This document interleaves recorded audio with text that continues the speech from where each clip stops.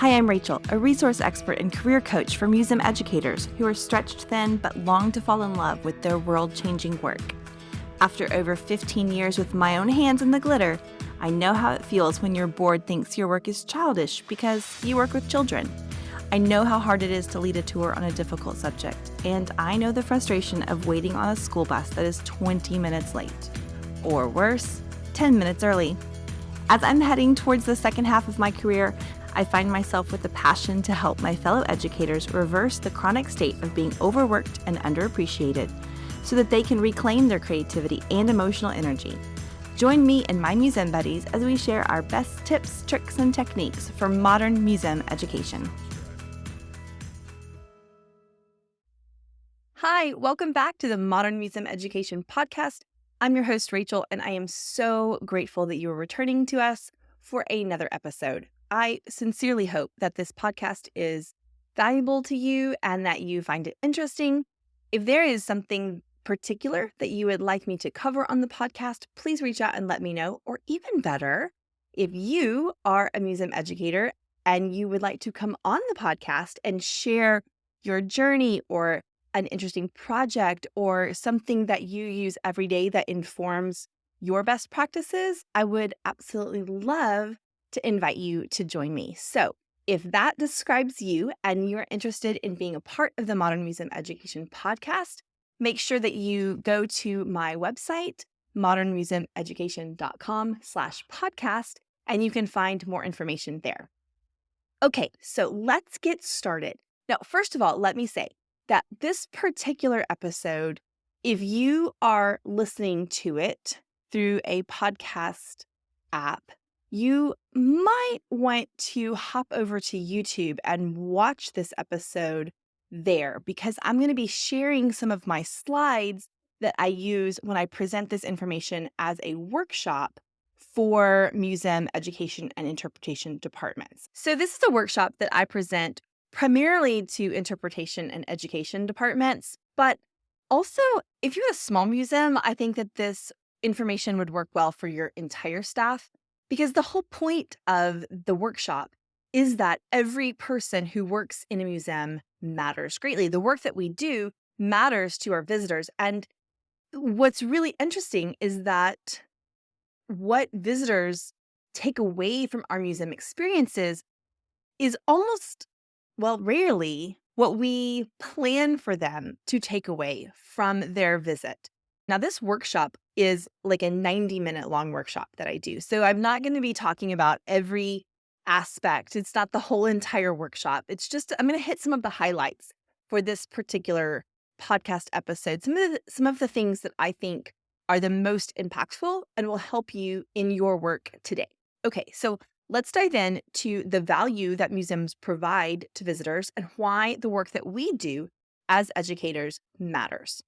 So if you were with me for episode 2, then you already know a little bit about the spectrum of museum work between curation and knowledge creation on one side and education and visitor experience on the other side. Okay. Now, as I mentioned in that episode, it is important that we have people who sit along every part of this spectrum. Your museum ought to have people across the whole spectrum working together to provide a holistic visitor experience. That's important. But for the purposes of this particular information, I want to kind of help you center yourself very particularly on the education experience side of the spectrum, particularly pretty close to the experience side. So we're really going to be leaning into the visitor experience, what it's like for them when they're on our site and in our museums. And it's less about what we are giving to them, and it's more about what they are getting, which is wholly dependent on factors that we have very little control over. So let's dive in a little deeper. And to get started understanding the visitor experience, it's really helpful to stop and think and even say it out loud. Why do you want visitors to visit your site? When I do this workshop with education and interpretation departments, we stop right here and have a conversation. What is it that you want visitors to do when they're there? Why do you want them to come? Why does it matter to you if visitors walk through the door? You really need to understand this point in order to move forward. So it might be that you want visitors to learn about your site's history. If you are let's say you're a small community museum.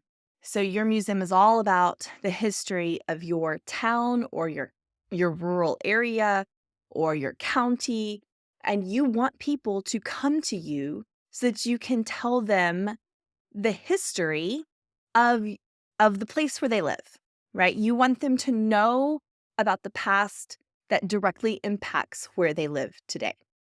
Or perhaps like where I worked in a mid-sized historic house museum, one of the biggest reasons that our staff wanted people to visit was because we wanted to educate them on the history of slavery, African American history, and the impact that that legacy has on life today. So if you are, not a history museum, maybe you're a science museum, you want people to learn about the world that we live in and how it works. The reason that we want them to know these things is because it impacts our daily life. And you understand more about the world and nature, then maybe you are more inclined to recycle or work towards, species preservation. Zoos are very focused on that, for example. Or if you're an art museum, you want people to learn about the art, how to make art, what makes good art, the history of the art, the impact of the art. All of these things are great. But when you talk to most museum professionals, you often hear this answer. When I say, what is it that you want visitors, like why do you want visitors to visit? They say, I want them to learn something. Okay. Most of us working in the museum field, particularly as educators or interpreters, I use the term educator very broadly here, docents, guides, even curators and exhibit developers, what we want is for people to learn, right? That's pretty standard. We want people to learn. And this is not an unreasonable expectation. Most Americans consider museums to be a highly trustworthy educational resource. So visitors themselves expect to learn when they come to our museums.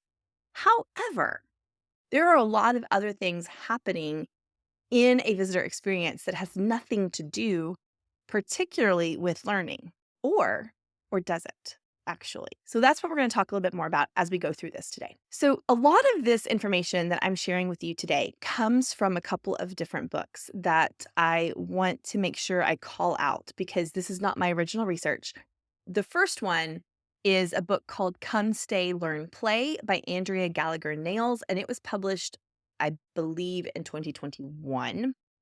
And the other two books are authored by a thought leader in our space, Dr. John Falk. So one of the books is Learning from Museums, which the second edition of that book was published in 2018. And then his most recent book, which came out last year in 2022, called The Value of Museums. And that book I highly recommend. So you can read all of my reviews of these three books and get links to them on my website. So if you just go to this episode's show notes, so that's at modernmuseumeducation.com/podcast/003, that will take you to this episode's show notes and you can get the links and all the information. But these three books are very helpful as we think about crafting quality experiences for our visitors that not only set them up for success in learning what we want them to learn, but also helping us as museum professionals focus our attention in the places where it can make the most difference. This is important because when we are talking about value, we need to think about who it is that determines the value. When we talk about what we want visitors to experience, we are assigning value to their experience that they may not be experiencing. Things they may not find valuable that we think are valuable, things that we think are not valuable are the things that they might find the most valuable. Here's the point. Value is determined by the user, not the producer. And for an example of this, I'd like to call our minds back to the silly band craze of the early 2000s. So if you are younger than me, you may have been a silly band user. I was not in school when silly bands became a thing, but I was working in a museum at the time. And we actually gave silly bands to kids because they were so popular. We sold them to them. And here's the thing about silly bands. If you don't know what silly bands were, they're essentially rubber bands that are shaped in different, there's all these varieties of shapes. So there might be animal themed silly bands, and when you lay them out on the table, they look like a giraffe or an elephant or a rhinoceros. But then you can put them on your wrist, as you see here, and they're just it, it's eh, they're just rubber bands. It's literal garbage. But children went bananas for silly bands in the early 2000s. Here's the cool thing. When I was looking into silly bands, there was an actual collector's market for silly bands among student populations. And I saw this happen with kids that I, worked with at the time. They would trade silly bands and they would barter for silly bands. There were certain silly bands that were more highly valued because they were rarer. Just like any collector, like baseball cards or anything like that, silly bands had a collector's market. And it's crazy because they're literally just rubber bands. They're just colored rubber bands. But the users, the children, found them highly valuable. The teachers did not find them highly valuable. In fact, I found a 2010 Times article talking about how silly bands were being banned by school districts across the country because they were causing so much disruption in class. Here's the point. Different user groups, in this case, teachers and students, establish different parameters of worth and value. The teachers found silly bands to be of no value. The students found silly bands to be of high value. The silly bands themselves didn't change. The users changed and determined the value of the item. So what does this mean for museum people? This means that visitors determine the value that they get out of our experience. So in order for us to set them up for a valuable experience, it helps us to know what they want in the first place. And this is where the 3 books that I mentioned before come into play. Come, Stay, Learn, Play, and Learning in Museums, but especially John Falk's book, The Value of Museums. This book made such a difference for me in thinking about crafting visitor experiences. I could not recommend it enough. If you read no other book about museum work, you should read this book. Like I said, you can get the links to that in the show notes. So what is it that visitors want? So if you aren't super familiar or you don't remember what the experience economy is, let me break it down for you. It starts at the bottom. That's the commodity. So let's take coffee as an example. Coffee beans themselves, that's a commodity. If you roast and grind them, you have created a good. So you have gone one step up from just the coffee beans. You've made it a little bit easier for users to use this product. So that is now a good. If you go one step further, maybe you have a coffee shop where you prepare the coffee yourself and then sell the prepared coffee to the user.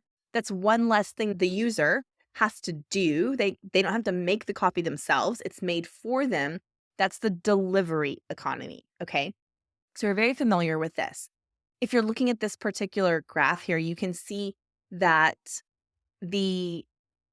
basically everything from commodity to delivery has low customization low time saved, it's a low margin. So it's not offering a whole lot to the user.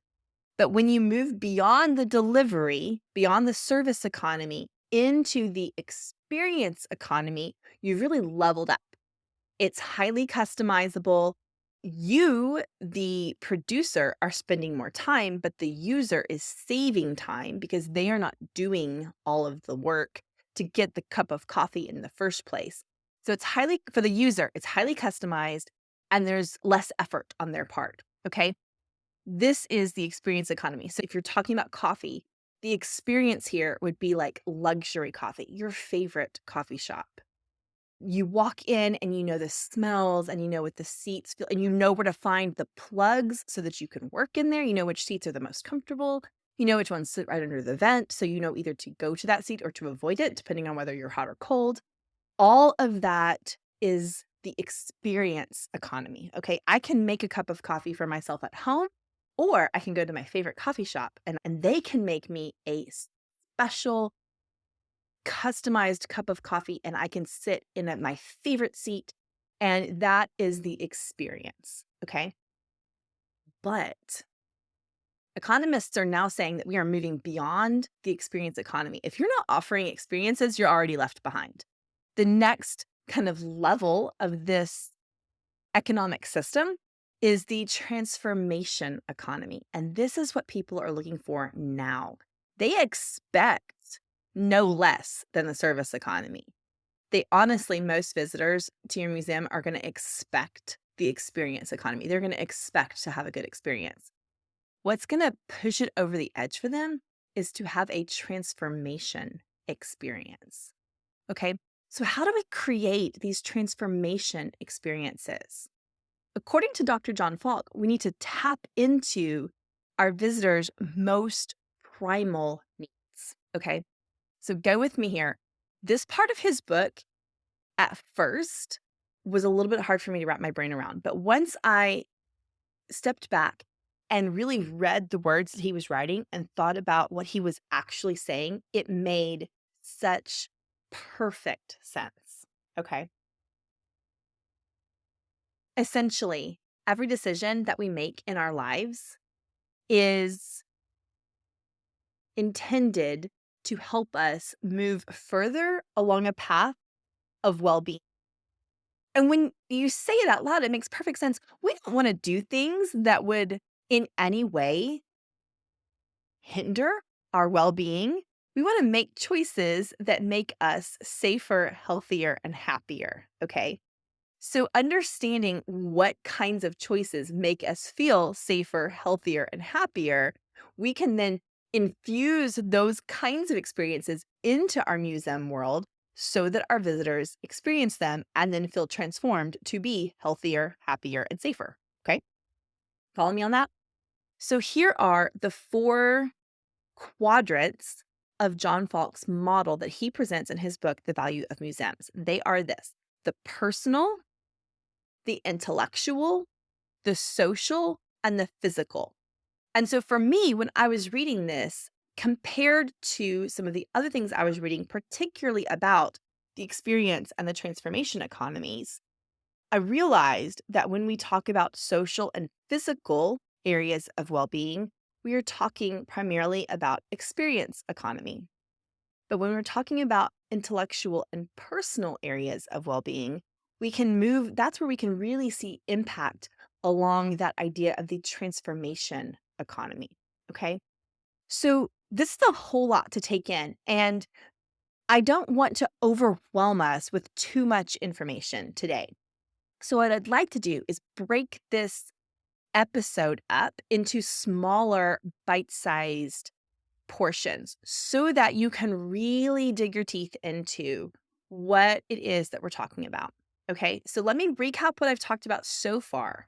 And then in the next few episodes, we'll go into the experience economy, social and physical aspects, things that you can do in your museum to help people along those lines. And then the third episode of this series, we'll talk about transformation, personal and intellectual growth. Okay, so just to wrap up here, in terms of what we've set up so far, for visitors, to come away from your museum and say, that was worth my time. We need to set up experiences that are based around what the visitor not only expects to see, but what they want to see, even sometimes in ways that they don't know that they want. We need to tap into their primal instincts, the things that make them feel safe, healthy, and happy.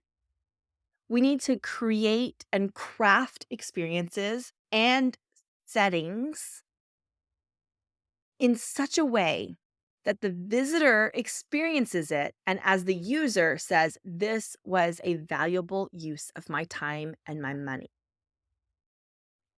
Okay, so I hope that that was helpful to you. And I look forward to the next episode where we're going to dive a little deeper into this topic and talk a little bit more about how we can impact our visitors' physical and social experiences when they're on our site so that they have the most valuable time possible.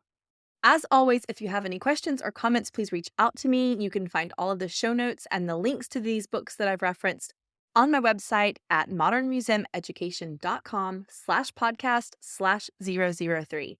So thank you so much for joining us, and I'll see you back next time. And in the meantime, please remember that your work is not childish just because you work with children.